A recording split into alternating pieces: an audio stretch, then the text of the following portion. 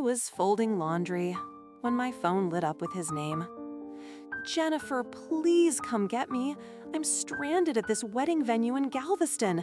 Everyone left me here. No wallet, no phone charger, nothing. His voice cracked with that fake desperation I'd grown to recognize. What Michael didn't know, I'd already seen the hotel receipt in his email, the champagne charges, the extended checkout, and the message from Ashley with the kissy emoji. While he thought I was driving 3 hours to rescue him, I was actually sitting in our divorce attorney's office, signing papers to freeze our joint accounts and documenting his affair with my former best friend. Y'all think I rushed to save him? Honey, sometimes the best revenge is letting someone drown in the consequences of their own lies. It wasn't the first time Michael had lied to me. We'd been married for 12 years, but the last 3 felt like I was living with a stranger. A stranger who kept working late at his investment firm in downtown Houston, while his designer suits somehow picked up the scent of perfume I'd never worn. That Wednesday started like any other Texas summer day, hot as hell by 8 in the morning. I kissed Michael goodbye as he grabbed his travel coffee mug and briefcase. "Don't wait up," he said. "Big client dinner tonight." I nodded, playing the role of the supportive wife I'd perfected over the years. "Good luck with the Anderson account," I replied, watching him pull out of our suburban driveway in his midnight blue BMW. The moment his car disappeared around the corner, I felt that familiar knot in my stomach, the one that had been growing since I'd found the first hotel receipt 6 months ago. Michael thought he was so careful, but he'd forgotten to log out of our shared Apple account. Every reservation, every Uber ride, every text message was quietly backing up to the cloud, and I had the password. I wasn't always this suspicious person. Before marrying Michael, I'd been Jennifer Sullivan, the trusting daughter of a Methodist pastor from a small town outside of Dallas. I'd put myself through nursing school at UT Austin, working double shifts at the university hospital. That's where I met Michael Thompson, the charming finance guy with the perfect smile who came in after his appendix burst during a business trip. He'd pursued me relentlessly, flowers at the nurse's station, coffee waiting for me after brutal 12-hour shifts. When he proposed a year later at a Cowboys game on the Jumbotron, I thought I'd won the lottery. My colleagues joked that I'd landed a real catch, handsome, successful, and seemingly devoted. What they didn't see coming, what I didn't see coming, was how quickly that devotion would fade once the honeymoon phase was over. The first few years were good. We bought a 4-bedroom house in a nice Houston suburb with a homeowners association that Michael complained about but secretly loved. We talked about having kids, but something always came up. A promotion, a market downturn, a renovation. Looking back, I realize Michael was always finding reasons to delay starting a family. Then Ashley moved in next door 3 years ago. Ashley Matthews, tall, blonde, sarcastic, always dressed like she was heading to a photo shoot rather than checking her mail. A divorced pharmaceutical sales rep with no kids and a schedule as flexible as her yoga-toned body. She'd brought us a bottle of expensive Cabernet, to herself, not us. "I just know we're going to be besties," she'd said, looking at me but smiling at Michael.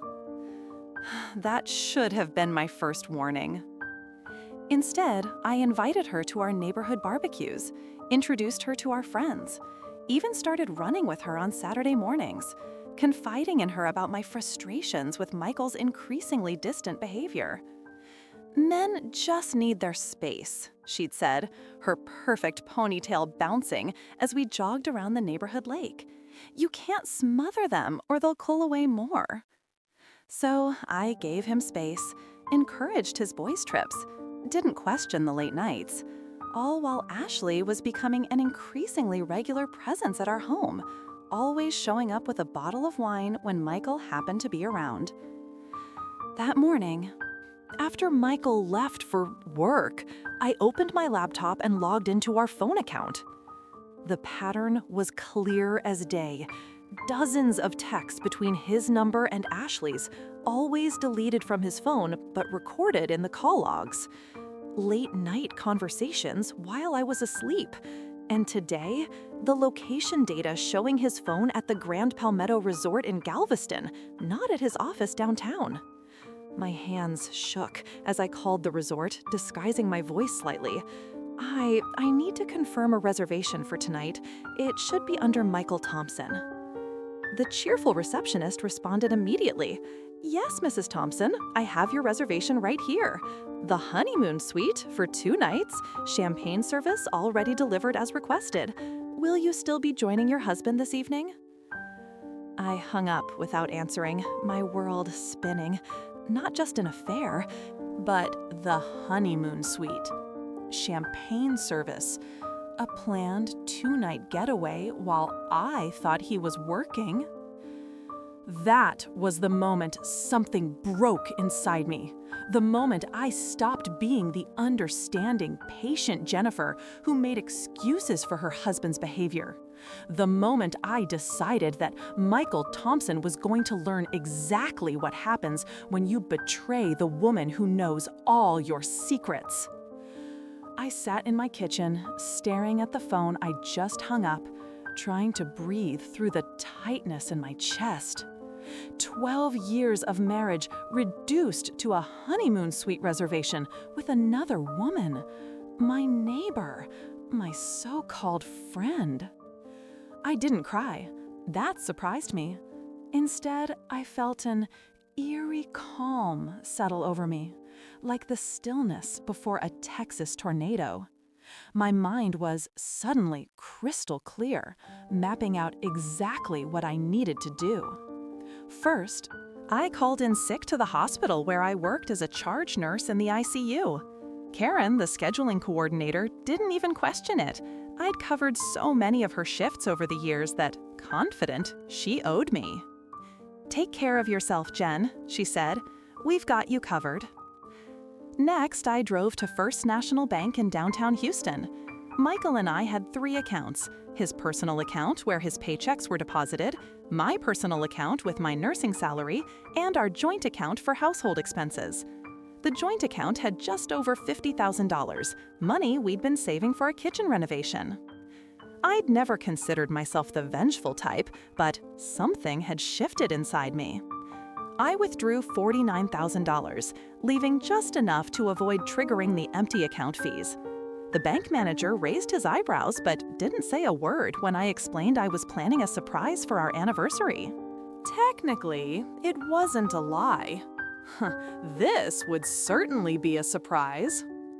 "Would you like a cashier's check, Mrs. Thompson?" he asked. "No, thank you. Cash will be fine," I replied, my voice steadier than I expected. "And I'd like to open a new personal account, just in my name." By noon, I had a new account at a different bank, one where Michael had no connections. I deposited most of the cash there, keeping $5,000 in an envelope in my purse. Next stop, our attorney's office. Robert Goldstein had handled our wills and house closing. He looked surprised to see me without an appointment, but ushered me into his office anyway. "Jennifer, what can I do for you today?" he asked, straightening his tie. "I need to file for divorce," I said, the words strange in my mouth. "My husband is currently at the Grand Palmetto Resort in Galveston with another woman, in the honeymoon suite." Robert's expression shifted from surprise to professional concern. "I see. And are you certain about this? Sometimes situations aren't—" I cut him off by placing my phone on his desk, open to the text messages I'd recovered from our cloud account. "These are from this morning," I said. "He told me he was at work. He's been having an affair with our neighbor for at least 6 months." Robert scrolled through the messages, his surprised eyebrows rising higher with each swipe. "Well," he said finally, Texas is a no-fault divorce state, but this would certainly qualify as adultery if you choose to file on those grounds. It can affect property division in some cases. I want everything documented, I said, and I need to know what I can legally do to protect myself financially before he realizes I know. For the next 2 hours, Robert outlined my options. We drafted emergency motions to freeze our joint assets and prevent Michael from emptying accounts or running up credit card debt once he discovered I was filing. Robert explained that as a nurse with my own income, I wouldn't likely qualify for spousal support, but given the circumstances, I could request a disproportionate division of assets. What about the house? I asked. Our 4-bedroom colonial in the Woodlands was the biggest asset we shared. You were both on the mortgage, correct? When I nodded, he continued, we'll include it in the property division negotiations. You could buy out his half, sell it and split the proceeds, or make a case for keeping it outright, depending on other assets. By 3 o'clock, I had signed the initial divorce paperwork. Robert promised to have everything ready to file first thing in the morning, along with the temporary restraining order on our assets. Once we file, he'll be served within days. Robert warned, "Are you prepared for that? Do you have somewhere safe to stay if things get volatile?" I thought about Michael's temper, how he'd punch walls when he was truly angry, but had never laid a hand on me. Still, I'd never blown up his life before. My sister lives in San Antonio, I said. I can stay with her if needed. As I left Robert's office, my phone buzzed with a text from Ashley. Girls' night tomorrow? I have disgusted, major tea to spill. The audacity nearly took my breath away. She was inviting me for drinks while sleeping with my husband? Planning to what? Brag about it? Test if I knew? The cruelty was almost impressive. I didn't respond. Instead, I drove to the nearest T-Mobile store and got a new phone with a new number, transferring only the contacts I needed. My old phone would stay active, a confident digital honeypot, to collect whatever Michael and Ashley might say, thinking they were communicating with me. By 5 o'clock, I was parked outside our house, watching Ashley's driveway. Her white Mercedes SUV was gone, probably on her way to Galveston to meet Michael. Our other neighbors waved as they collected mail or walked dogs, oblivious to the fact that my entire life had imploded. I packed methodically, important documents, irreplaceable photos, my grandmother's jewelry, and enough clothes for a week. I left my wedding ring on Michael's nightstand with a single note, sarcastic, "Enjoy the honeymoon suite." Just as I was loading my car, my phone rang, my old phone, still sitting on the kitchen counter. Through the open window, I could hear Michael's ringtone, right on schedule. I watched my phone vibrate on the counter, Michael's face lighting up the screen. For a moment, I considered answering, curious what lie he'd tell. Instead, I let it go to voicemail as I continued loading my car. 3 minutes later, the phone rang again. This time I picked up, but said nothing. "Jennifer?" Michael's voice had that sarcastic, slightly breathless quality it got when he was lying. "Babe, I need your help." I remained silent, just breathing into the phone. "Jen, can you hear me?" A note of irritation crept in. "Look, I'm in a situation. The Anderson meeting ran late, then we went for drinks, and my wallet got stolen. I'm stranded at this wedding venue in Galveston. Can you come get me?" I almost laughed at how easily the lies came to him. Instead, I finally spoke. "What's the address?" His sigh of relief was audible. "The Grand Palmetto Resort. I'll text you the exact address. My phone's about to die. Please hurry." "I'll be there as soon as I can," I said, keeping my voice neutral. "You're the best, babe. I love you." He hung up before I could respond. I looked around our house one last time. The framed wedding photos on the wall, the throw pillows Ashley had helped me pick out during one of our shopping trips. The life I'd built with a man who could lie to my face without hesitation.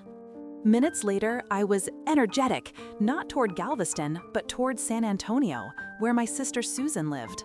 I called her from my new phone. "Jen, is this a new number?" Susan asked. "I'm leaving Michael," I said without preamble. "He's having an affair with Ashley. I need a place to stay for a few days." Susan didn't miss a beat. "I'll make up the guest room. Do you need me to meet you somewhere?" That's what I loved about my sister. No questions, no judgments, just immediate support. "I'm about an hour away," I told her. "I'll explain everything when I get there." "Drive safe. And Jen, I'm hopeful, proud of you." Those 5 words nearly broke the dam I'd built around my emotions. I gripped the steering wheel tighter and focused on the highway ahead. Meanwhile, my old phone, tucked in my purse, kept buzzing with texts and calls. Michael, then Ashley, then Michael again. I ignored them all. By 9 that evening, I was sitting at Susan's kitchen table with a glass of wine, explaining everything. Her husband David had taken their kids to a movie to give us privacy.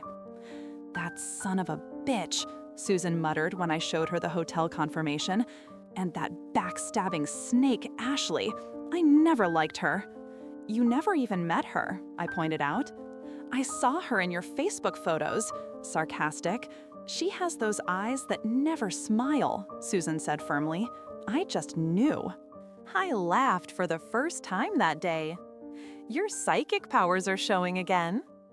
"It's not psychic, it's sisterly intuition." Susan refilled my wine glass. "So, what's the plan? You've obviously been busy today." I outlined everything I'd done: the bank withdrawal, the divorce filing, the new phone, the note I'd left. "The papers will be filed tomorrow morning," I explained.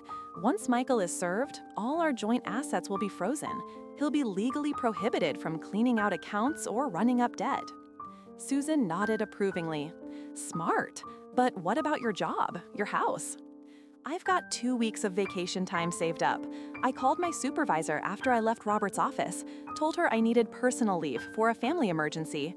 As for the house," I shrugged. "I don't know if I want it anymore. Too many memories." "And too close to Ashley," Susan added. "Exactly." My old phone buzzed again. Michael had called 17 times and left 5 voicemails. I put it on speaker so Susan could hear.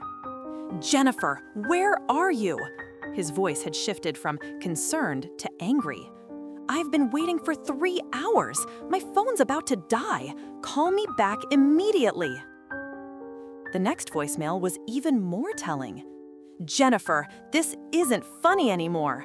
I know you're getting these messages. If you're trying to teach me some kind of lesson..." Susan rolled her eyes. "Already making it your fault. Classic." The final voicemail, left just minutes ago, revealed how quickly Michael's mask could slip. "God damn it, Jennifer! I'm stranded at this fucking hotel and you're ignoring me? After everything I do for you? You know what, forget it. I'll figure it out myself. Don't expect me home tonight."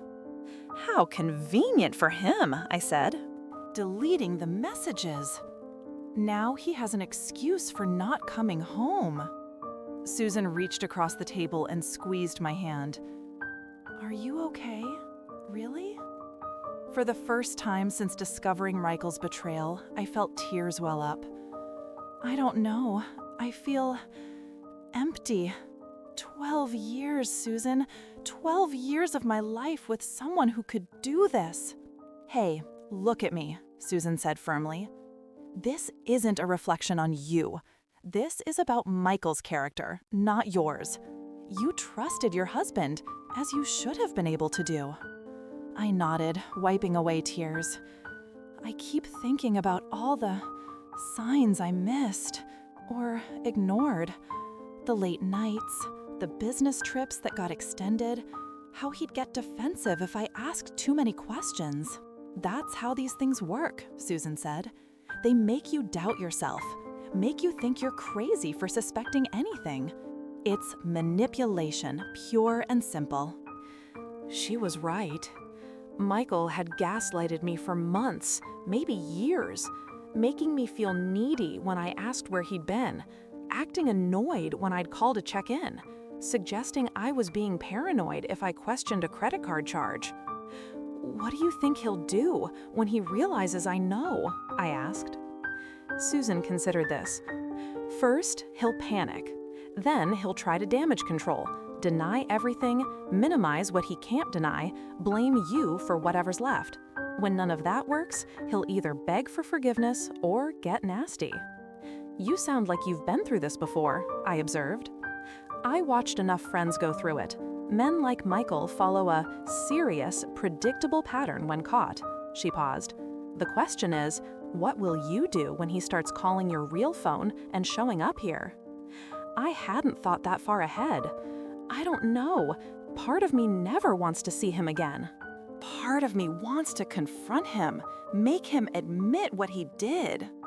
"You don't need his confession to validate what you already know," Susan pointed out. "But if confronting him would give you closure, then do it on your terms, not his." I nodded, feeling the weight of the day's events finally settling on me. "I'm so tired, Susan." "Go to bed. Things will look clearer in the morning." She hugged me tightly. "You're stronger than you think, Jen, and you're not alone." As I lay in Susan's guest room that night, my old phone finally fell silent. I imagined Michael and Ashley in the honeymoon suite, thinking I was frantically driving around Galveston looking for him, or waiting anxiously at home. The thought, calm, didn't hurt as much as I expected. Instead, I felt something new taking root inside me, not just anger or betrayal, but confident. Confident? Michael Thompson had underestimated me for the last time. I woke up at dawn, a habit from years of early hospital shifts. For a disorienting moment, I reached for Michael before remembering where I was and why. The events of yesterday crashed back into my consciousness, but the paralyzing shock had been replaced by a strange sense of purpose. I checked my old phone. 23 missed calls and 37 text messages, split between Michael and Ashley. I scrolled through them, watching their concern evolve into panic as the night progressed. Michael's texts started accusatory. "Where the hell are you?" Then shifted to concern. "Are you okay? Please call me." By midnight, he was bargaining. "Whatever I did, I'm sorry. Just let me know you're safe." Ashley's messages were more revealing. The first came around 10 p.m. "Hey girl, Michael's looking for you. Everything okay?" Playing innocent. By 11 p.m., her mask slipped. "Jennifer, this isn't cool. Michael is worried sick. If you're trying to teach him some lesson, it's gone too far." The most interesting text came at 2 a.m. from Ashley. "I know you know. We need to talk. It's not what you think." I showed the messages to Susan over coffee. "It's exactly what I think," I said. "They're scrambling," Susan observed. "Michael probably went to our house when he couldn't reach you and found your note." "And my wedding ring," I added. "Think he's put it all together?" "Definitely. That's why Ashley's in damage control mode. They're trying to figure out how much you know and what you're planning to do." My new phone rang. Robert Goldstein, my attorney. "Jennifer, the divorce petition has been filed," he said without preamble. "The temporary orders freezing your joint assets were granted. A process server will deliver the papers to your husband today. Is there somewhere specific he's likely to be?" I thought about it. "Try his office first. Downtown Houston, Thompson Financial Advisors. If he's not there, try our home address." I deliberately didn't mention the hotel. Let him be served in front of his colleagues. "Good. Now there's another matter. Your husband made a large withdrawal attempt this morning, $50,000 from your joint savings account. The bank declined it due to our freeze order." My heart raced. He tried to clean out our renovation fund? It appears so. The bank called to notify me since I filed the asset freeze. This actually works in our favor. It demonstrates intent to deprive you of marital assets. After hanging up with Robert, I checked the joint account online. Sure enough, there was a declined transaction for $50,000 at 8:03 a.m. Michael had wasted no time trying to punish me financially. "The bastard," Susan muttered, reading over my shoulder. "If you hadn't withdrawn that money yesterday." "He would have taken it all," I finished, "and I'd be fighting to get my share back." My phone buzzed with a text from Karen at the hospital. "Hope you're feeling better. Michael called the unit looking for you. Said it was an emergency. I didn't tell him anything about your leave." I texted back my thanks. At least, my work was still a safe space. "He's getting desperate," Susan noted, "calling your workplace, trying to drain accounts." My old phone rang again. Michael. On impulse, I answered, but said nothing. "Jennifer," his voice was ragged. "Please talk to me. Where are you?" I remained silent. "I know you're there. I can hear you breathing." A pause. "I went to the house. I found your ring. I know you're upset, but let me explain." Still, I said nothing. "Look, whatever you think is happening isn't the full story. Yes, I was with Ashley, but it wasn't," he faltered. "Please come home so we can talk about this. I love you. Whatever you saw or heard, I can explain." I finally spoke. "Like you explained the honeymoon suite, or the champagne service, or the 2-night reservation?" His sharp intake of breath was audible. "How did you—" "Goodbye, Michael." I hung up. Susan looked impressed. Well played. "He'll figure out where I am eventually," I said. "David works with John Mercer, right? John and Michael play golf sometimes." Susan nodded. "Don't worry about David. He knows not to say anything." My old phone immediately rang again. This time, it was Ashley. "Should I answer?" I asked Susan. "Absolutely. I want to hear what this snake has to say." I put the phone on speaker. "Hello, Ashley." "Oh, thank God," she breathed. "Jennifer, please listen to me. This is all a desperate misunderstanding." "Is it? Please enlighten me." Ashley launched into what must have been a rehearsed speech. "Michael and I were planning a surprise for you, a renewal of vows ceremony at that resort for your upcoming anniversary. That's why we were there together, to check out the venue." The sarcastic lie was so absurd I almost laughed. "In the honeymoon suite? With champagne service? And our anniversary isn't for 7 months." We were sampling the experience to make sure it was perfect for you." Her voice wavered. "The hotel must have misunderstood our booking request." "Stop lying, Ashley. I've seen the texts between you and Michael. I know everything." Silence on the other end. Then a complete shift in tone. "Fine. You want the truth? Michael hasn't been happy for years. He said you were cold, always working, never available emotionally. He was going to leave you anyway." The character assassination didn't surprise me. "Is that what he told you? While sleeping in the bed I made? Eating the meals I cooked? Using the credit cards paid from our joint account?" "You don't deserve him," Ashley hissed. "You never appreciated what you had." "You're right about one thing," I replied calmly. "I don't deserve this. Neither of you will contact me again. My attorney will be in touch with Michael." I hung up as she was mid-protest. "Wow, Susan," Susan said. She went from "it's a surprise party" to "you don't deserve him" in 60 seconds flat. "Classic cheater's playbook," I said. "Deny, then blame the victim." My new phone rang again. Robert. "Your husband has been served," he said, "at his office as you suggested. Also, I've received 3 calls from him already. I haven't responded yet, but wanted to let you know he's trying to contact me." "What happens next?" I asked. He has 20 days to file an answer to the divorce petition. Given his reaction, I expect he'll hire an attorney quickly. Once he does, all communication should go through our respective counsel.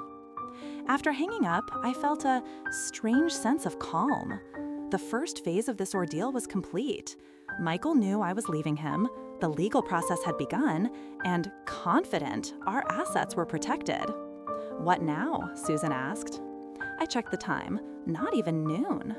And my life had already transformed irrevocably. "Now, I start rebuilding," I said. "I need to find an apartment, transfer my nursing license to a San Antonio hospital, and figure out who I am without Michael Thompson defining my life." Susan smiled. "I think you're going to like that person a lot." For the first time since discovering Michael's betrayal, I felt something close to hope. The road ahead would be difficult, but at least it was mine to choose. The next 3 days passed in a blur of practical matters. I transferred my nursing license to Bexar County, applied for positions at 3 San Antonio hospitals, and found a small apartment in Alamo Heights not far from Susan's place. The landlord, confident by my credit score and employment history, waived the usual waiting period when I offered 3 months' rent in advance. Meanwhile, Michael's attempts to contact me grew increasingly frantic. He left rambling voicemails on my old phone, alternating between apologies, accusations, and pleas for reconciliation. I saved them all as evidence of his unstable behavior, but didn't respond. On Friday morning, as I was signing the lease on my new apartment, Robert called. "Michael has retained counsel," he said, "Gerald Hoffman from Hoffman & Associates. They've filed a response to our petition and are requesting an serious emergency hearing regarding the asset freeze." "What does that mean?" I asked, stepping away from the leasing agent's desk. "It means Michael wants access to the joint accounts again. Hoffman is arguing that the freeze is causing his client undue hardship since his personal accounts were apparently overdrawn." I wasn't surprised. Michael had always lived beyond his means, counting on his next commission to cover his extravagant spending. "Can they lift the freeze?" I asked. "The judge could modify it, but it's unlikely they'll remove it entirely given the circumstances. I've submitted the bank records showing his attempted $50,000 withdrawal as evidence of why the freeze is necessary." After finishing at the apartment, I met Susan for lunch at a Tex-Mex place near the Riverwalk. As we were ordering, my old phone rang with an unfamiliar number. "Jennifer Thompson?" a woman's voice asked when I answered. "Yes?" "This is Brenda Williams from the Human Resources Department at Memorial Hospital in Houston. I'm calling because your husband, Michael, was here this morning, trying to access your employment records. He claimed he needed your insurance information for a medical emergency." My blood ran cold. "Did you give him anything?" "Absolutely not," Brenda assured me. "We never release personnel information without proper authorization. But I thought you should know he became quite agitated when denied access. Security had to escort him from the building." I thanked her for the warning and hung up, hands shaking. "What happened?" Susan asked, concerned. I relayed the conversation. "He's escalating, Susan. First the bank, now my workplace." "You need a restraining order," she said firmly. "This is getting scary." I called Robert immediately and explained the situation. "I agree with your sister," he said after listening. "His behavior is concerning. I'll file for a temporary restraining order this afternoon. In the meantime, be vigilant. Make sure your new address isn't linked to your name in any public records." That evening, as Susan and I were cooking dinner, David called from their driveway. "There's a blue BMW parked across the street," he said quietly. "Been there about 20 minutes. Looks like your husband's car, Jen." My stomach dropped. "It's him. He's found me." Susan took charge immediately. "David, don't come inside yet. Call the police, report a suspicious vehicle. Don't mention it's Michael unless they ask directly." We turned off the lights and peeked through the blinds. Sure enough, Michael's midnight blue BMW was parked under a street lamp, engine running. "How did he find me?" I whispered. "Probably followed David from his office," Susan reasoned. "Or he's been driving around the neighborhood hoping to spot your car." 10 minutes later, a police cruiser pulled up behind Michael's BMW. We watched as 2 officers approached his vehicle.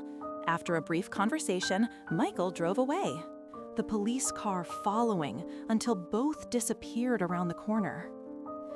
David came inside, looking shaken. Police said they can't do anything unless he trespasses or makes threats. Just being in the neighborhood isn't illegal. "But we filed for the restraining order," I angrily protested. "It hasn't been granted yet," Susan reminded me. "Until then, he technically hasn't broken any laws." That night, I barely slept, jumping at every sound. By morning, I'd made a decision. "I need to confront him," I told Susan over coffee. "On my terms, in a public place, with you and David nearby." "Are you sure?" Susan looked concerned. "You don't owe him any explanations." "This isn't for him, it's for me. I need to look him in the eye and tell him exactly why our marriage is over. Otherwise, he'll keep escalating, keep trying to find me." After some discussion, we agreed on a plan. I texted Michael from my old phone. "Starbucks on Broadway and Hildebrand, 2 p.m. One chance to talk. Come alone or I don't show." His response was immediate. "I'll be there. Thank you." Susan and David would sit at a nearby table, nervous, close enough to intervene if necessary. I arrived early, choosing a table in the corner with clear sightlines to the door and parking lot. At exactly 2 p.m., Michael walked in. He looked terrible, unshaven, wrinkled clothes, dark circles under his eyes. For a moment, I felt a twinge of sympathy before reminding myself why we were here. "Jennifer," he said, sliding into the seat across from me. "Thank God. I've been so worried." "Save it, Michael. I'm only here because you've been harassing my sister, my workplace, and probably everyone else we know." He had the decency to look embarrassed. "I was desperate to find you. You disappeared without a word. I left a note, and my ring. I thought the message was clear." "We need to talk about this," he insisted. "What you think happened?" I cut him off. "Stop. I know exactly what happened. You've been sleeping with Ashley for months. You took her to the honeymoon suite at the Grand Palmetto while telling me you were at work. You lied to my face every day." "It was a mistake," he said, lowering his voice. "A terrible, stupid mistake. But it didn't mean anything. Ashley means nothing to me." "Does she know that? Because she seems to think you were planning to leave me for her." Michael's expression darkened. "She's lying. She's been trying to break us up from the beginning. I was weak, Jen. I made a horrible mistake, but I love you. We can work through this." I almost laughed at his audacity. "Michael, there is no working through this. I filed for divorce. You've been served. It's over." "You can't throw away 12 years over one mistake," he hissed, loud enough that nearby customers glanced our way. "One mistake? You've been seeing her for at least 6 months. I have the hotel receipts, the text messages, everything. And then you had the nerve to call me from that hotel, lying about being stranded at a wedding, expecting me to drive out there like an idiot while you were with her." His face paled. "How did you know about the hotel?" "I know everything, Michael. I've known for months. I just kept hoping it wasn't true, that there was some explanation. But there isn't, is there?" He leaned forward, eyes pleading. "Jennifer, please, I'll do anything. Counseling, whatever you want. I made a terrible mistake, but I love you. You're my wife." "Not for much longer," I said firmly. "The divorce will be final in a few months. Until then, you will communicate with me only through our attorneys. You will not come to my workplace, my sister's house, or my new apartment. You will not call my friends or family looking for me. You can't dictate. I filed for a restraining order, I interrupted.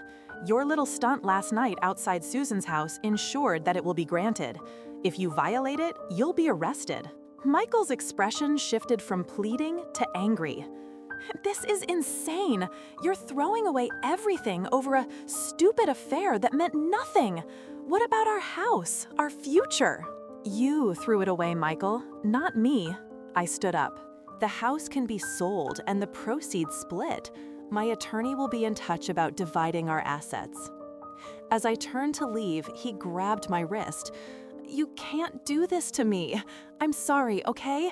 I'm fucking sorry. What more do you want?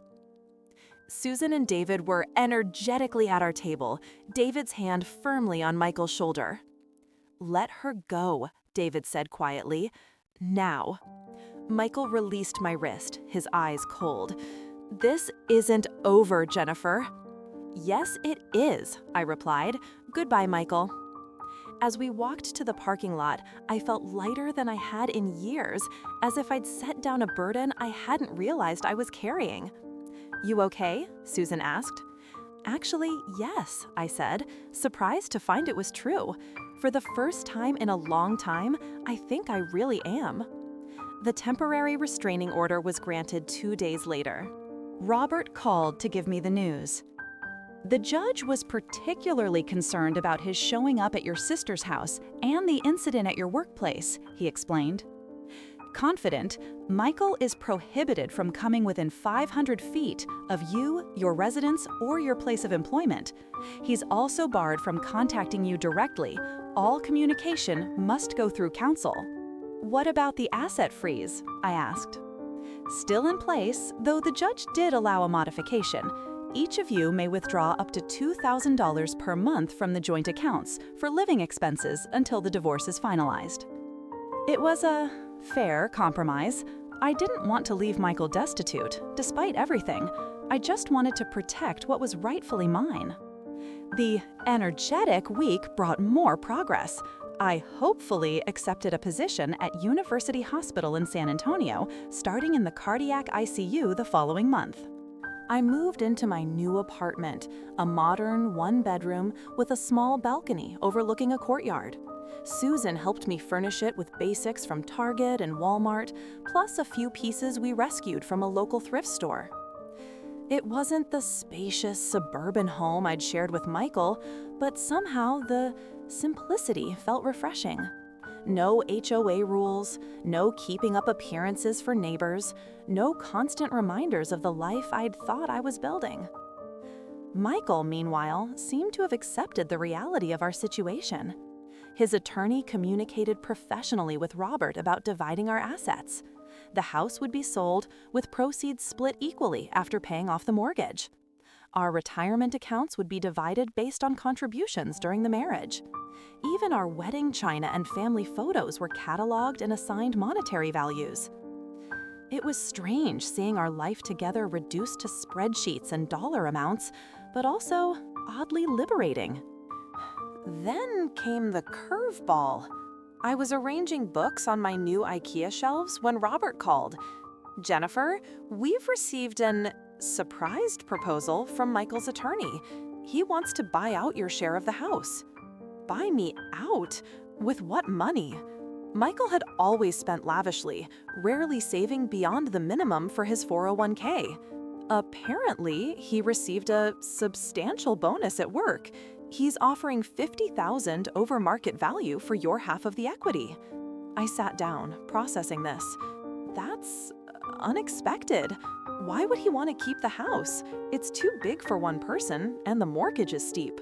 I can't say for certain, but reading between the lines of Hoffman's communication, I suspect Ashley may be moving in. The thought should have hurt, but instead, I felt oddly detached. Ashley was welcome to the house, and to Michael. They deserved each other. What do you think I should do? I asked. From a purely financial standpoint, it's an excellent offer. Houston real estate is strong, but getting $50,000 over market value without the hassle of showings and closing costs is significant. I thought about it. Tell Hoffman yes, I'll take the buyout. After hanging up, I realized something important. The news about Michael and Ashley moving in together hadn't provoked pain or jealousy. I truly didn't care anymore. Whatever emotional hold Michael had over me was gone.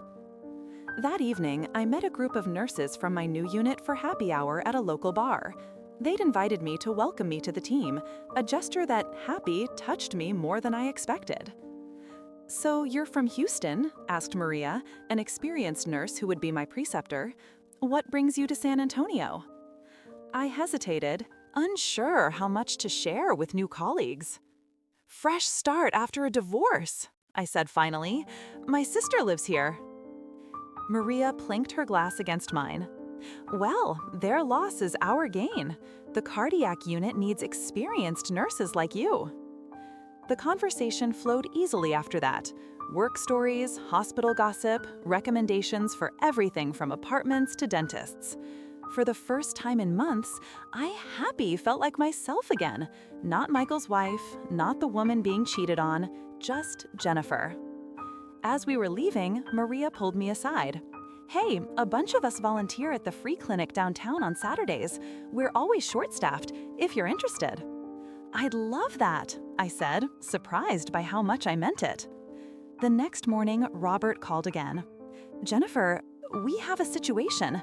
Michael's attorney just informed me that Michael is contesting the divorce." "What? On what grounds?"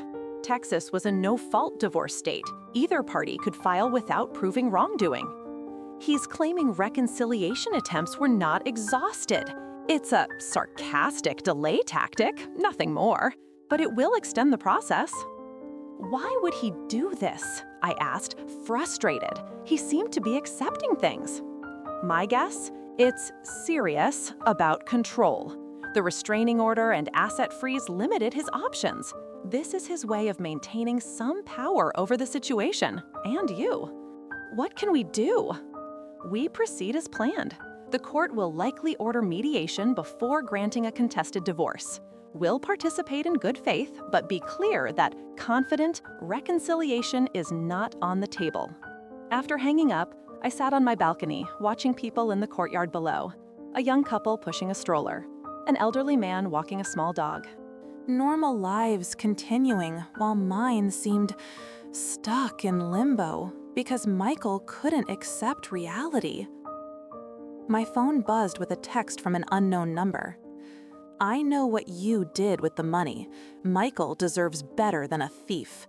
Better watch your back." Ashley! It had to be. I blocked the number immediately and called Robert to report the violation of the restraining order. "Save the text," he advised.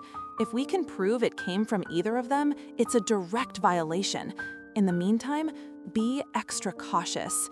Change your routines, vary your schedule." That night, I couldn't sleep. Every noise outside my apartment made me tense. Was Michael escalating again? What if Ashley decided to take matters into her own hands? By morning, I'd made another decision. I drove to a shooting range on the outskirts of San Antonio and signed up for a women's self-defense class that included firearms training.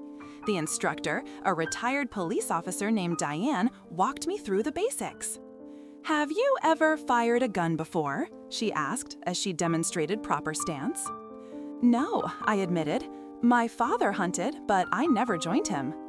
"That's okay. We'll start with the fundamentals. Remember, a firearm is just a tool. Knowledge is your real protection." By the end of the 4-hour session, I'd learned the basics of handgun safety and made arrangements to return for the full certification course. I didn't necessarily plan to own a gun, but the knowledge made me feel more secure. As I drove home, I realized something important. I was confident taking control of my life in ways I never had during my marriage, making decisions without considering Michael's preferences or reactions. Building a new community. learning new skills. The divorce might be dragging on longer than expected, but I was already moving forward. Michael could delay the legal proceedings, but he couldn't stop me from confident reclaiming my life. That evening, I called Susan. "I need your help with something." "Name it," she said immediately. "I want to change my name back to Sullivan, not just after the divorce, but now. Professionally, personally, everything." "Back to your roots," Susan said approvingly. "I think that's a great idea." "It feels right," I agreed. Jennifer Thompson was Michael's wife. Jennifer Sullivan is me. The name change process would take time. New driver's license, social security card, credit cards, bank accounts. But like everything else in this journey, each step would take me further from the life I was leaving behind and closer to the hopeful one I was creating for myself. 6 weeks into my hopeful new life in San Antonio, the outlines of a different future were taking shape. My work at University Hospital was challenging but fulfilling. I'd made friends among my colleagues. My Saturday mornings at the free clinic gave me a sense of purpose beyond my regular shifts. Robert called with updates on the divorce proceedings every few days. Michael's contest of the divorce had indeed forced us into mandatory mediation, scheduled for the following month. Meanwhile, the house sale had moved forward. Michael had secured financing to buy out my share, with closing set for the end of the month. My name change was progressing as well. Confident, Jennifer Sullivan now appeared on my driver's license, bank accounts, and hospital ID badge. The only place Jennifer Thompson still existed was on legal documents related to the divorce. I was sitting at a coffee shop near my apartment, reviewing paperwork for the house closing, when a shadow fell across my table. "Jennifer?" I looked up to see a calm man with salt and pepper hair and kind eyes. He seemed vaguely familiar. "I'm sorry, do I know you?" I asked, immediately wary after the experiences of the past months. He smiled apologetically. "Sorry to startle you. I'm James Ramirez. We met at the free clinic last Saturday. I'm one of the attending physicians." Recognition dawned. "Of course, Dr. Ramirez. You were supervising the diabetes clinic. Please call me James." He gestured to the empty chair across from me. "May I?" I nodded, closing my folder of divorce papers. "I don't usually do this," he said, setting down his coffee, "but I wanted to tell you how impressed I was with your work last weekend. The way you handled Mrs. Gonzalez's case was exceptional. Not many nurses would have caught that medication interaction." "Thank you," I said, feeling myself blush slightly. It was actually a similar case I saw in Houston last year. We fell into easy conversation about medicine, the clinic, and the challenges of serving underinsured populations. James was a cardiologist at University Hospital, it turned out, though in a different unit than mine. "How long have you been in San Antonio?" he asked. "Just a couple of months," I replied. "I moved from Houston." "Family here?" "My sister," I said. Then, deciding to be direct, I added, "and a fresh start after a divorce." James nodded, his expression neutral. "I understand that journey. My own divorce was finalized 3 years ago." Something about his quiet acknowledgement, free of pity or uncomfortable curiosity, put me at calm. We talked for another hour about everything from favorite hiking trails around San Antonio to the best taco trucks in the city. As he was leaving, James hesitated. "Would you like to grab dinner sometime? As colleagues, of course." The qualifier made me smile. "As colleagues sounds nice. I'd like that." We exchanged numbers, and I watched him leave, surprised by the light feeling in my chest. It wasn't romantic interest, I wasn't ready for that, but the simple pleasure of connecting with someone new, someone untouched by the mess of my marriage. That evening, my phone rang with an unfamiliar Houston number. "Hello?" I, nervous, answered cautiously. "Jennifer, it's Karen from Memorial Hospital in Houston." "Karen, hi. Is everything okay?" Her voice was tight with concern. "I thought you should know. Michael came by the hospital again today, making a scene in HR. He was demanding copies of your retirement paperwork, claiming he needed it for the divorce proceedings. My stomach clenched. What happened? Security removed him, and the hospital is filing a police report for trespassing. He's been warned twice now to stay away. She paused. Jennifer, he didn't seem stable. He was aggressive, shouting about how you'd stolen from him, ruined his life. I thanked her for the warning and immediately called Robert. This is a clear violation of the restraining order, he said after I explained. I'll file a motion for contempt first thing tomorrow. Do you feel safe where you are? Yes, I said, though I glanced nervously at my apartment door. My address isn't connected to my name anywhere public. Good, keep it that way. And Jennifer, document everything.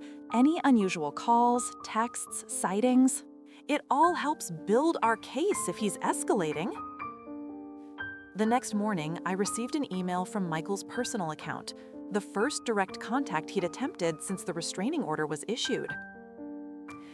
Jennifer, it read, I know you think you've won, but, angry, this isn't over. You took everything from me. Ashley left when she found out about the house mortgage. My boss is asking questions about my personal issues affecting my work. You did this. Aggressive. You'll regret it. M. I forwarded it to Robert without responding, my nervous hands shaking slightly. Michael was unraveling, and that made him fearful, unpredictable. Robert's response was immediate. Added to the contempt filing, the judge has scheduled an emergency hearing for tomorrow morning regarding the violations. That night, I stayed with Susan and David, fearful with the idea of being alone in my apartment. David installed a security camera at my door the next day, connected to an app on my phone. The emergency hearing resulted in an extended restraining order with stricter provisions. Michael was now prohibited from being in Bexar County at all except for court appearances. Any violation would result in immediate arrest. The judge was not pleased with the email or the workplace incidents, Robert reported, especially given the threatening tone. If Michael violates this order, he'll face criminal charges. The next few weeks passed calm, without incident. Michael seemed to have gotten the message. The house closing went smoothly, handled entirely through attorneys. My share of the equity, including Michael's premium, was deposited directly into my new account. Financially, I was in better shape than I'd expected post-divorce. Between my nursing salary and the house proceeds, I could afford to invest in my future.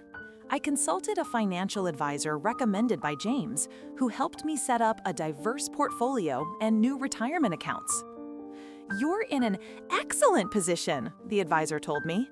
Many people emerge from divorce financially devastated, but you've managed this transition remarkably well.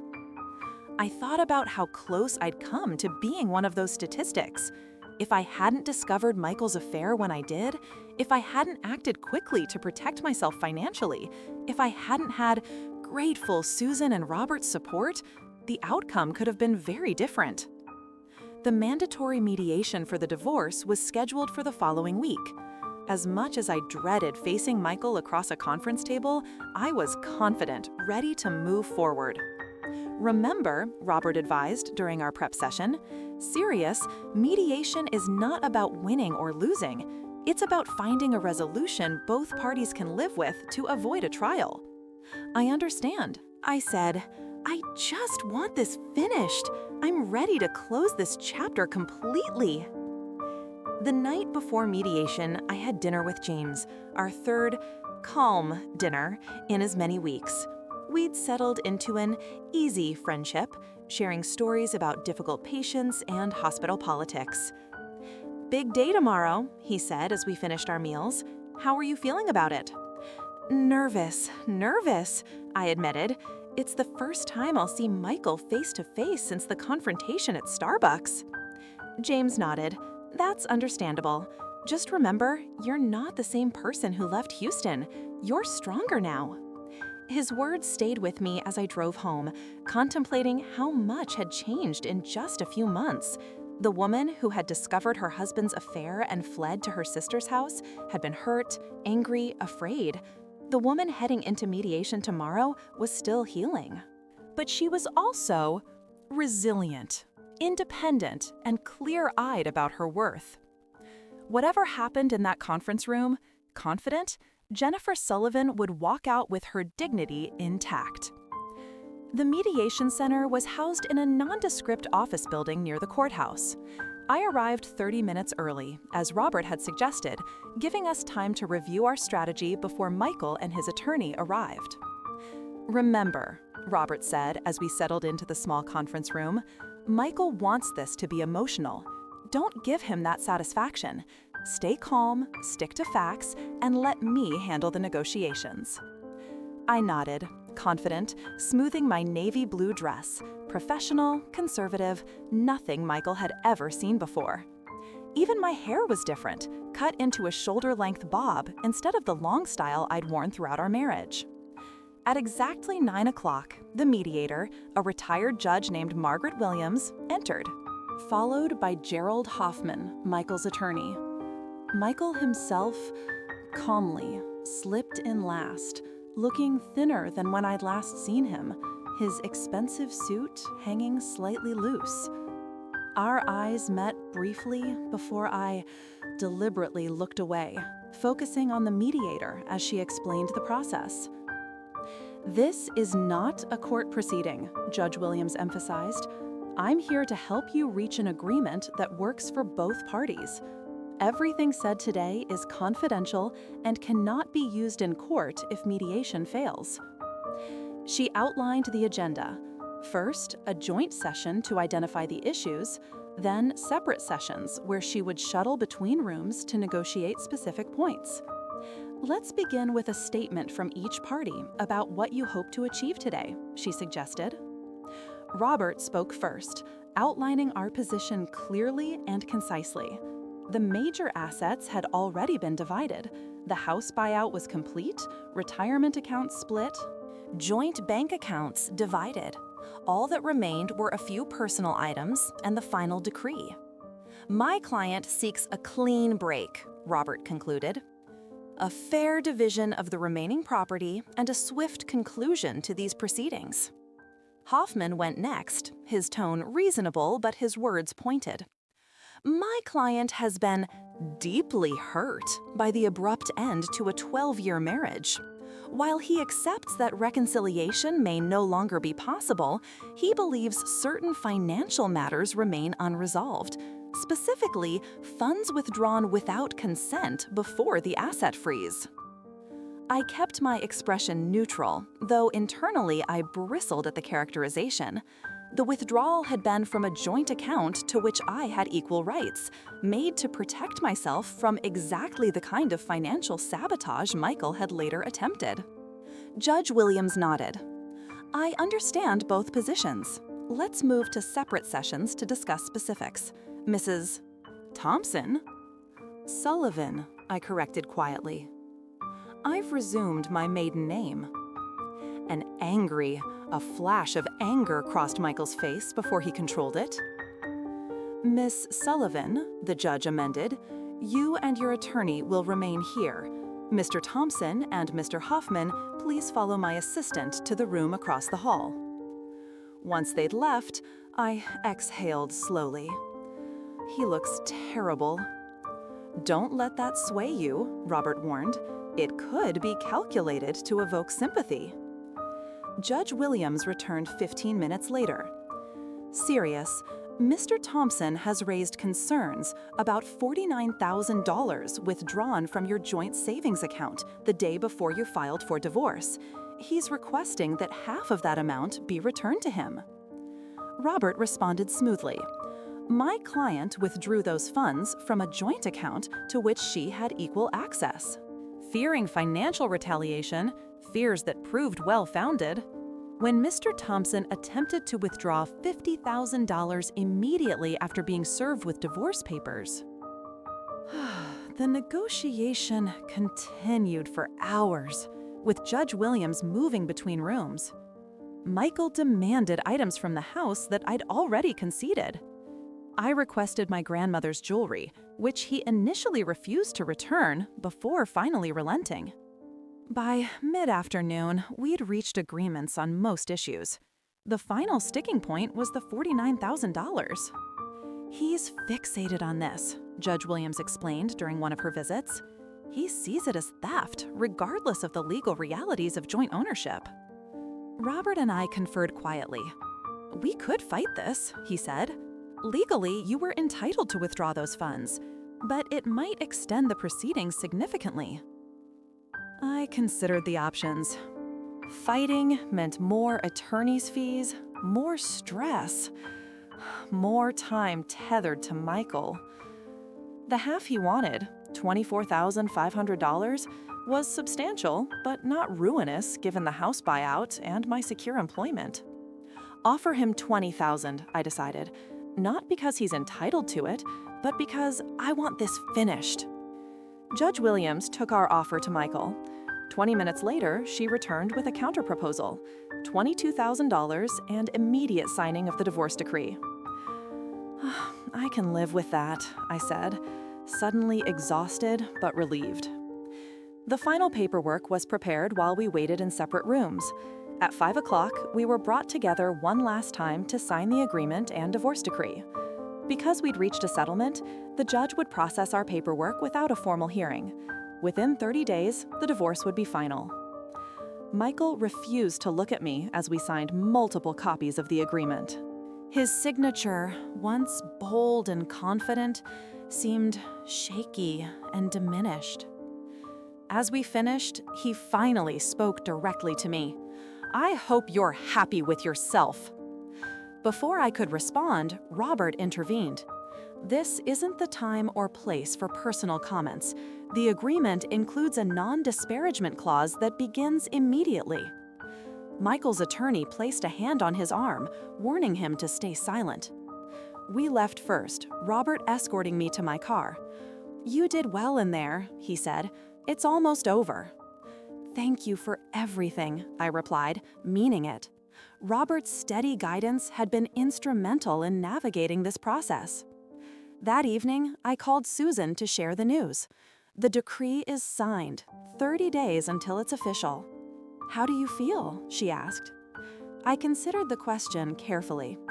Calm, sad for what was lost, but mostly happy. "I'm fine," I assured her. "Actually, I'm having dinner with James." "James, huh? Third dinner this month with your colleague." "It's not like that," I protested, though I couldn't deny a growing awareness of him as more than just a friendly coworker. "We're just celebrating the end of mediation." "Mm-hmm," Susan hummed skeptically. "Well, enjoy your celebration." James had suggested a small Italian restaurant near the Riverwalk. When I arrived, he was waiting outside, a romantic single yellow rose in hand. "Congratulations," he said, handing me the flower. "One step closer to your fresh start." The romantic gesture was simple but touching. We settled into a quiet corner table, ordered wine, and talked about everything except the divorce. James told stories about his residency in Chicago, his decision to move to Texas, his love for his work. "Enough about me," he said as we finished our entrees.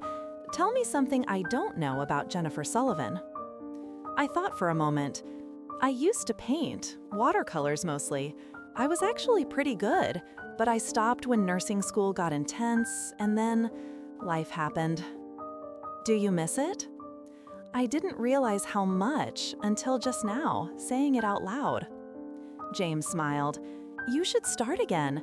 New chapter, new old hobbies." As we walked along the Riverwalk after dinner, James offered his jacket against the evening chill. Our hands brushed occasionally, neither of us acknowledging the contact, yet neither pulling away. "Thank you for tonight," I said as we reached my car. "It's exactly what I needed." "Jennifer," he said, his expression serious, "I know your divorce isn't final yet, and you're still processing everything. But when you're ready, if you're ever ready, I'd like to take you on a proper date, not as colleagues." The invitation hung between us, unexpected yet somehow not surprising. I'd felt the shift in our friendship over the past weeks, the gradual transition from professional camaraderie to something with potential for more. "I like that," I said finally. "But you're right, I need time." He nodded, understanding without offense. I've got nothing but time. As I drove home, I realized I was smiling. For the first time in months, I was hopeful, thinking about possibilities rather than problems, the future rather than the past. The next morning, a large envelope arrived by courier. Inside was the copy of our signed settlement agreement, along with a note from Robert. "Hopeful first day of the rest of your life." Congratulations! I placed the paperwork in my filing cabinet and went to work, feeling lighter with each mile between my old life and my new one. The 30 days passed more quickly than I expected, filled with work, volunteer shifts at the clinic, dinners with James, still as colleagues, though with an undercurrent of anticipation, and weekend hikes exploring my new city. Susan playfully teased me about my glow whenever James's name came up, but respected my decision to move slowly. On a sunny Tuesday morning, Robert called with the news I'd been waiting for. "It's official," he said without preamble. "The judge signed the final decree this morning. You are legally divorced." I sat down, a complex wave of emotions washing over me. Relief, certainly. Sadness for the dreams that had died, but predominantly a sense of completion. One chapter closed, another beginning. "Thank you," I said, my voice steady, "for everything." "You did the hard part," Robert replied. "I just handled the paperwork." "Congratulations, Jennifer Sullivan. You're a free woman." That evening, Susan and David hosted a happy divorce party at their home. Nothing extravagant, just the three of us, a bottle of champagne, and Susan's famous lasagna. "To new beginnings," David toasted, raising his glass. "And to the strongest woman I know," Susan added, giving me a fierce hug. Later, after David had gone to bed, Susan and I sat on her back porch, watching fireflies blink in the garden. "Do you ever regret it?" she asked quietly. "Filing for divorce when you did, instead of trying to work things out?" I considered the question carefully. No. Once I saw the truth clearly, staying would have meant living a lie. I couldn't do that to myself. "Have you heard anything from him or her?" I shook my head. "Nothing since the mediation. The restraining order is still in effect, and apparently he's respecting it now." "Good," Susan said firmly, "though I'm keeping the security cameras up at your apartment, just in case." I smiled at her protectiveness. "Always looking out for me." "Someone has to," she replied. "Though I think Dr. James might be applying for the position." I felt myself blushing. "We're taking it slow." "As you should," Susan agreed. "But Jen, it's okay to be happy again. You deserve that."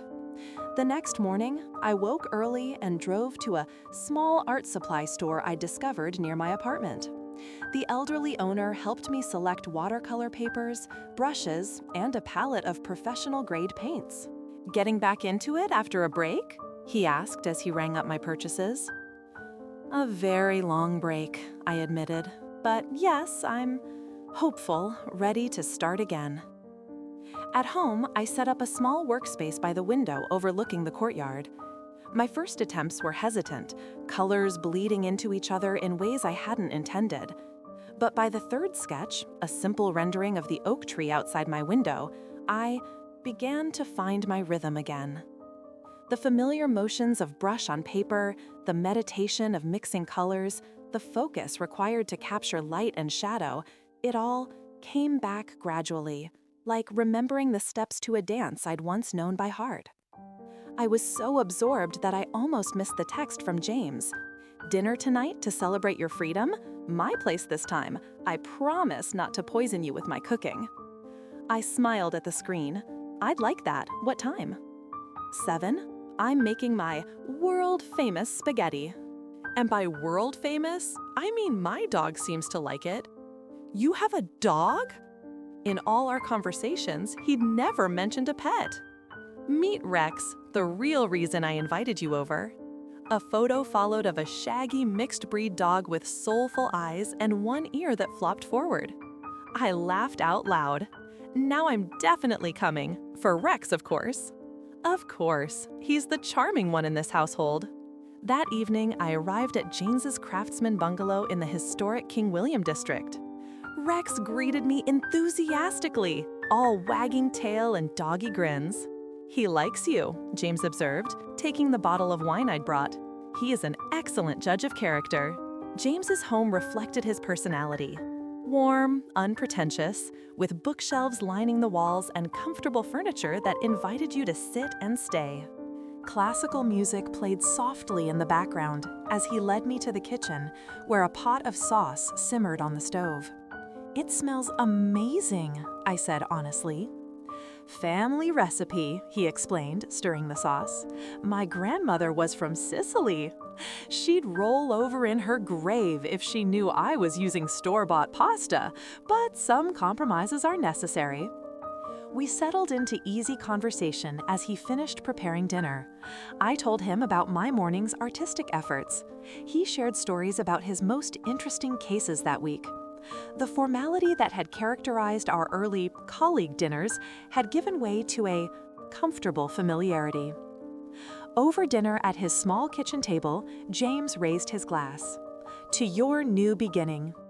I clinked my glass against his. "And to whatever comes next." His eyes held mine for a moment longer than usual.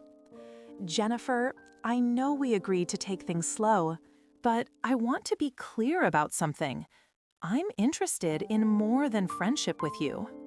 When you're ready." The directness was refreshing after Michael's years of evasions and half-truths. "I'm getting there," I said honestly. "Each day, I feel more like myself again." "Then, each day is a good day," he replied simply. After dinner, we walked Rex around the neighborhood, our hands occasionally brushing, until Romantic gently took mine in his. The contact was both thrilling and comforting, a connection without demands or expectations. When he walked me to my car later that evening, he hesitated, then leaned in slowly, giving me time to pull away if I wanted. Instead, I met him halfway for a romantic kiss that was brief but full of promise. "Good night, Jennifer Sullivan," he said softly.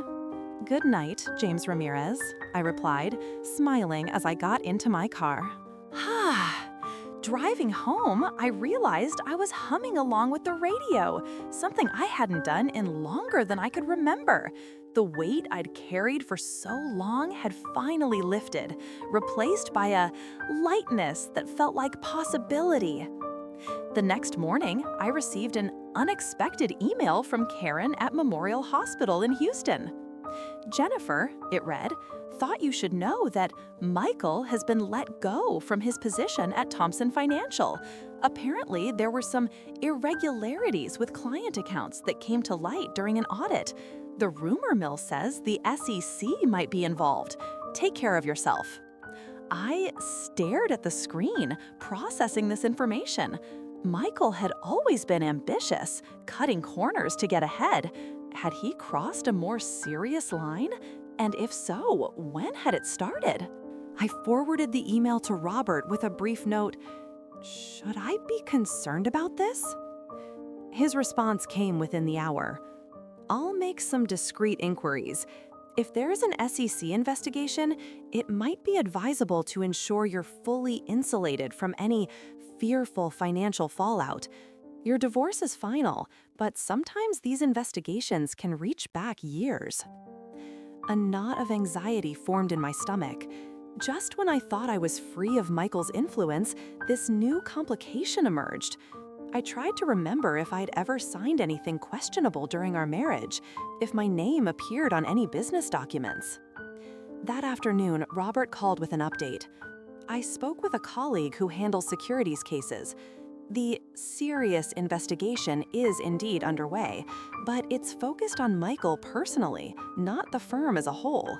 Apparently, he was diverting client funds into personal accounts, small amounts from many accounts, adding up to significant sums over time.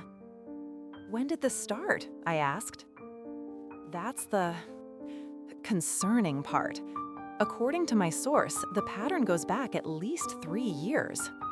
The timeline aligned perfectly with the beginning of Michael's affair with Ashley. Had he been funding their trysts with stolen money? Paying for luxury hotels and gifts with funds siphoned from trusting clients? Am I at risk? I asked bluntly. Unlikely, Robert assured me. The accounts were in his name only, and there's no evidence you were involved or aware. However, I'd suggest a few precautionary measures. A statement to the investigating team through counsel affirming your lack of knowledge, and perhaps a review of your tax returns for the past few years to ensure there's nothing that might raise questions. I agreed to both suggestions, feeling the ground shift beneath me once again. Just when I thought I understood the full extent of Michael's betrayal, a surprised, new layer revealed itself. That evening, I called Susan to share the news. "I'm not surprised," she said after a moment's silence. "Remember when he wanted to handle all the finances? When he insisted on filing your taxes separately even though it cost more? He was hiding things even then." "I feel so stupid," I admitted. "All those red flags, and I missed every one." "You trusted your husband," Susan countered firmly. "That doesn't make you stupid, Jen. It makes him a criminal." Her words helped restore my perspective. I hadn't failed by trusting my spouse. Michael had failed by betraying that trust in every possible way. The next day, I received a text from James. "Lunch break at the hospital cafe? I've been thinking about you." His straightforward expression of interest made me smile. No games, no manipulation, just honest communication. "Meet you there at 1, I replied. "I've got some news to share." Over hospital cafeteria sandwiches, I told James about Michael's situation. "Just when I thought I was free of the drama," I concluded. James listened attentively, his expression thoughtful. "Financial fraud is serious business. If he's convicted, he could face jail time." The thought of Michael in prison was surreal. The polished financial advisor in a jumpsuit, stripped of his custom suits and luxury car. "I don't wish that on him," I said honestly, "but I can't say I'm surprised. He always wanted more. More money, more status, more everything." "And what do you want, Jennifer Sullivan?" James asked, his eyes meeting mine across the table. I considered the question carefully. Peace, purpose, authenticity. I paused, then added with a small smile, "and maybe a second date with a certain cardiologist." James's smile matched mine. "I think that can be arranged." As I walked back to my unit, I realized that despite the new complications with Michael, I wasn't afraid anymore. Whatever happened with the investigation, I would handle it. Jennifer Sullivan was stronger than Jennifer Thompson had ever been allowed to be. 3 months after my divorce became final, life had settled into new rhythms. My position at University Hospital had expanded to include teaching responsibilities with nursing students. My watercolor painting had progressed from tentative experiments to pieces I was proud to frame and hang. My relationship with James had evolved naturally from cautious beginnings to hopeful, something deep and sustaining. The SEC investigation into Michael's activities continued, but as Robert had predicted, I remained on the periphery. I provided a sworn statement about my lack of knowledge regarding his financial dealings and submitted to one brief interview with investigators. "They're satisfied you weren't involved," Robert assured me afterward. "Your financial separation before the divorce filing actually works in your favor. It shows you weren't trying to hide assets." As for Michael himself, news came through Houston connections rather than direct contact. He'd been forced to sell his BMW and move to a small apartment. Ashley had indeed left him when the financial irregularities came to light. The restraining order had expired, but he'd made calm no attempts to contact me. On a warm Saturday in October, I was volunteering at the free clinic when a familiar face appeared in my exam room, an elderly woman with kind eyes and a Texas-sized hairdo. "Mrs. Reynolds?" I, surprised, blinked in surprise. "What are you doing in San Antonio?" Elaine Reynolds had been our neighbor in Houston, not next door like Ashley, but across the street. A widow in her 70s, she'd often brought us cookies and shared gardening tips. "Jennifer! Oh, thank goodness it's really you!" She clasped my hands in hers. "I've been trying to find you for weeks. Your old number was disconnected, and that awful woman next door said she had no idea where you'd gone." "I'm sorry, Mrs. Reynolds. I left rather suddenly." I gestured for her to sit on the exam chair. "Are you here as a patient?" She waved dismissively. "Heavens, no! I'm visiting my sister in New Braunfels and saw the clinic needed volunteers. I thought I'd come help fold bandages or something useful. Finding you here is divine providence." "It's wonderful to see you," I said sincerely. "But why were you looking for me?" Mrs. Reynolds' expression turned serious. "It's about Michael, dear, and that woman." My nervous heart rate picked up. "Ashley?" "Yes, that one." Mrs. Reynolds' disapproval was clear. "After you left, she moved into your house right away. Very inappropriate. The whole neighborhood was talking." This wasn't news to me, but I nodded for her to continue. "Then, about 2 months ago, the police came. Several cars. Very dramatic. They took Michael away in, surprised, handcuffs. Ashley was screaming at him the whole time, something about being lied to. I'd known about the SEC investigation, but not an actual arrest. Did you hear what the charges were?" "Fraud of some kind. The details were in the Houston Chronicle. I kept the clipping for you." She rummaged in her large purse and produced a folded newspaper article. The headline read, "Local financial advisor charged with embezzlement and wire fraud." The article detailed allegations that Michael had misappropriated over $2 million from client accounts over a 4-year period. "There's more," Mrs. Reynolds continued. "After the arrest, I noticed Ashley moving things out of the house at odd hours. Furniture, artwork, boxes. I thought perhaps she was leaving because of the scandal." My confusion must have shown on my face. "Then I saw the foreclosure notice," Mrs. Reynolds explained.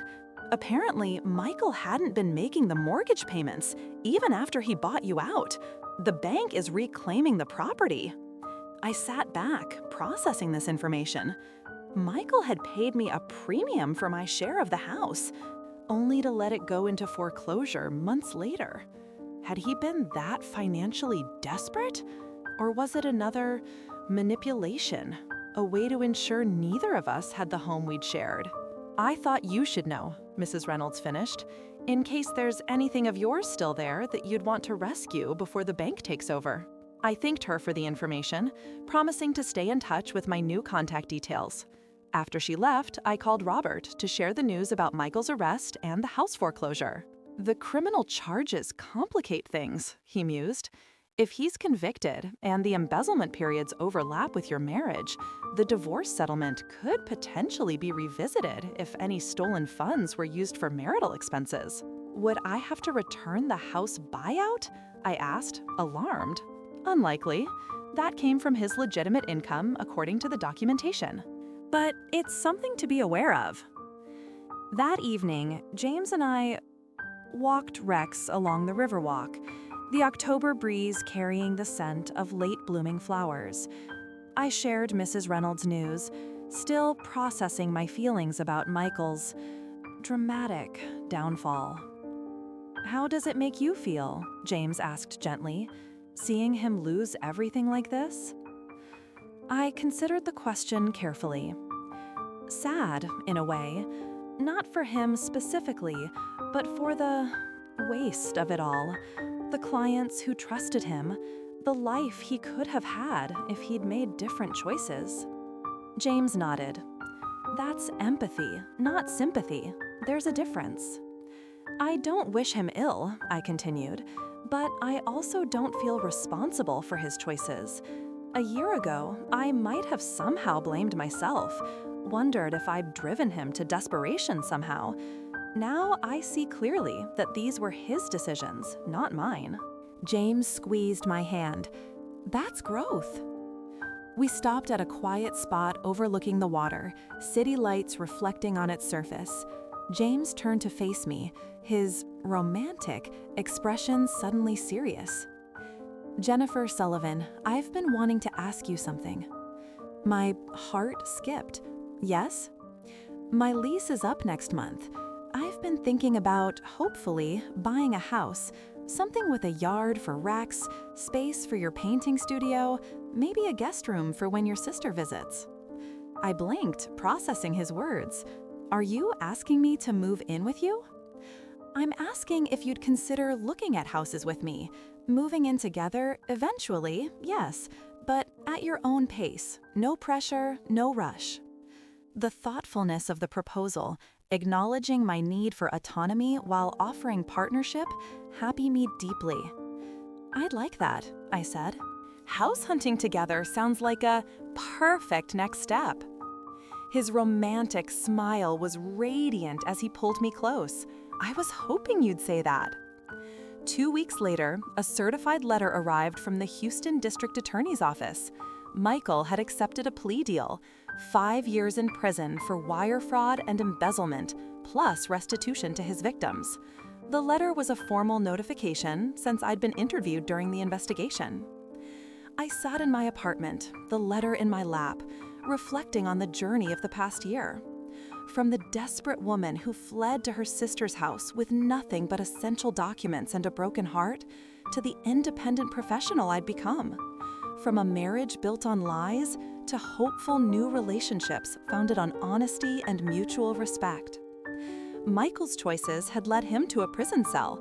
Mine had led to freedom. My phone rang. James. "Calling to confirm our afternoon appointment with a realtor to see a craftsman bungalow with a happy converted garage perfect for an art studio." "I'll pick you up in 20 minutes, he said. "Bring your wish list for the house." "Already done," I replied, smiling as I set the letter aside. Michael Thompson belonged to my past.